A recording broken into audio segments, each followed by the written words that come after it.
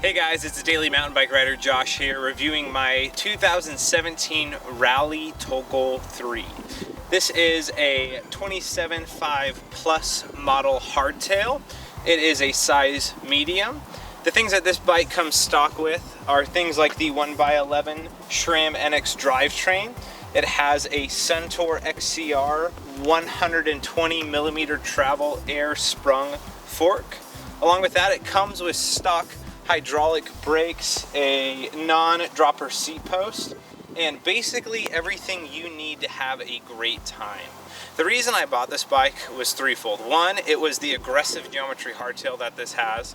Two, it was that it came with an air sprung shock, which is hard to find. And three was that it was a hardtail. I have ridden full suspension bikes for a long time and wanted to get back into riding something that was a little more true to mountain biking in its origins, and this thing has totally satisfied that. I had a couple of concerns buying this bike. Some of them came true and some of them did not. A couple of things to mention. First was the rims came tubeless ready. They had rim tape on them. All I had to do was throw in some stems and some sealant, but the tires are actually not tubeless ready. This has turned out to not be a big issue. These tires have worked great running tubeless. I run about 15 PSI front and rear, and it's been awesome.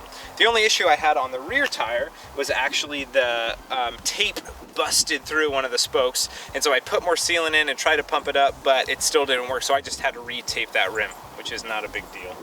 Since buying the bike, I've had nothing but fun on it. This bike is amazing in that even though it's only 120mm of travel and a hardtail, it completely rips. The tires really give the feeling of suspension, both the front and the rear. And so what it makes it is over chundery stuff, and even over climbs that are a little more technical, you really float over rocks and roots and obstacles. I almost feel like I'm cheating at times.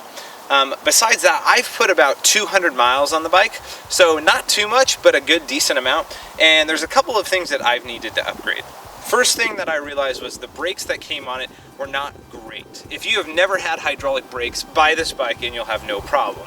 But if you've ridden Shimano or SRAM or any entry-level hydraulic brakes from those companies that work well, you'll quickly see that they are missing the biting power that you want. I picked up a pair of SRAM levels from a neighbor that he did not want because he upgraded to some guides, and they have been an amazing addition. I threw on some rotors that I had lying around the house, and this bike, honestly, with just that, is so much better. On top of that, I added a new stem, not really because it needed to be shorter, just because I like something a little stronger. I threw some different grips on there and a little bit of bling on my top cap. I also threw on a cheap saddle just because that's a saddle I love to run, the WTB Volt, and it's only 25 bucks on Amazon and you can't go wrong. The biggest question you might have is, should you buy this bike? Either you're looking for a new bike and you're looking to upgrade, or you're looking for a hardtail, and my answer is yes. I love having a hardtail, I love having a secondary bike, and if I was talking to anybody, I would say this bike hits all the things you need.